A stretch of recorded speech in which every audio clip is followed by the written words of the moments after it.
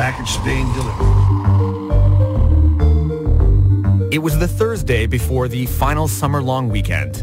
We were all looking forward to Labor Day, maybe that final sunny beer and barbecue before the bitter cold of autumn. Then Google, of all sources, decided to drop a bombshell on its top Apple rival.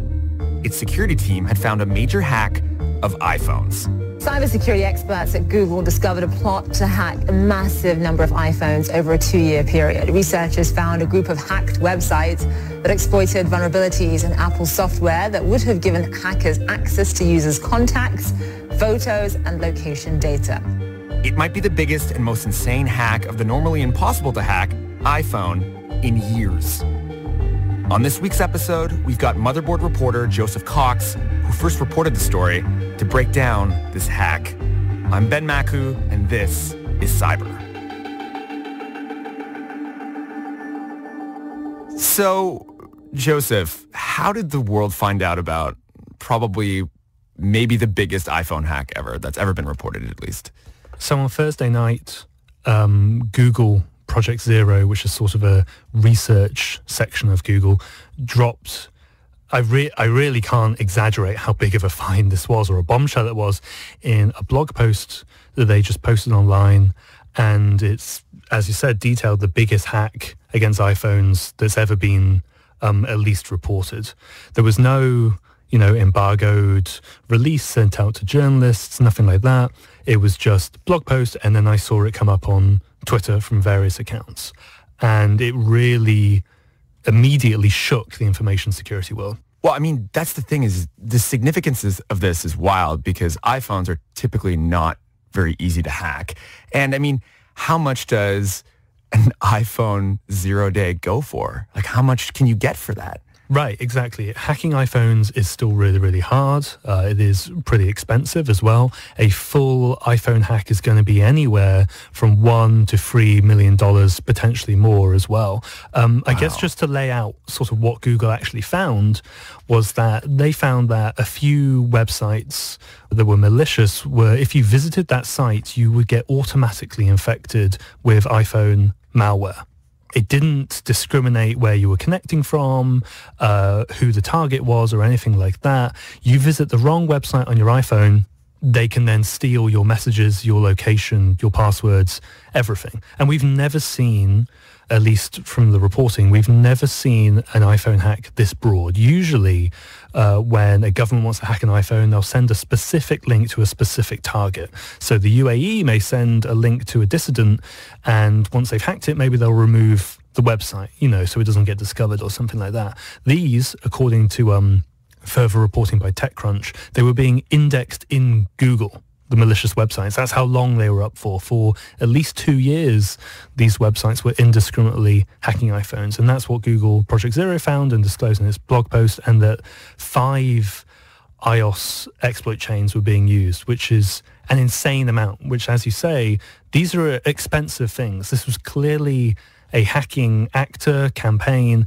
that either had basically limitless money or access to a hell of a lot of iPhone exploits. When you say limitless money and a lot of time, I mean, that screams nation state. When you think of a profile of a threat actor that can do this, is essentially you can just send government workers, who are your hacking team, to work on a specific hack day in, day out, 9 to 5. Is that the case here? Yeah, I mean, typically whenever you're going to see an iPhone 0 day, it's probably going to be a nation state. The companies that buy these exploits, be those Zerodium or CrowdFence or various other entities, they only sell, or at least they say they only sell to governments. So there'll be law enforcement agencies, intelligence agencies, that sort of thing. And of course, the amount of resources and work that goes into developing iPhone exploits, it's almost always going to be a government actor. So in the blog post, Google didn't say who was behind the attack, but reading it, it was clearly a nation state, yeah. Is there any speculation as to who it was? Yeah, so after Google published that without any information on the attribution, TechCrunch reported that it was targeting the Uyghur Muslim minority in the Xinjiang region of China. Forbes followed up with that as well, saying that was the same sort of targeting, and also they impacted Windows and Android platforms as well. And Lorenzo, our colleague, had heard similar things along those lines when it came to the targeting of the population. Now, of course, what entity would want to target Uyghur Muslims? That's going to be the Chinese government. There is an unprecedented campaign of surveillance against that population with, facial recognition systems, social media monitoring, and putting at least 1 million people into internment camps. It's probably the most heavily surveilled point on the planet. And of course, I guess it's not so much surprise that malware would then also make a part of that, but the idea that the Chinese would run these websites that would indiscriminately hack anybody who visited them, even not Uyghur people, is still incredible and bizarre and over the top. Well, you also have to think that if, let's say, the Chinese government does have this, that they might have deployed it elsewhere. Like maybe this is not the only place that they've used it on those specific websites. Right, exactly. And because there was no target discrimination on the website, you didn't have to connect from China or specifically Western China to be infected.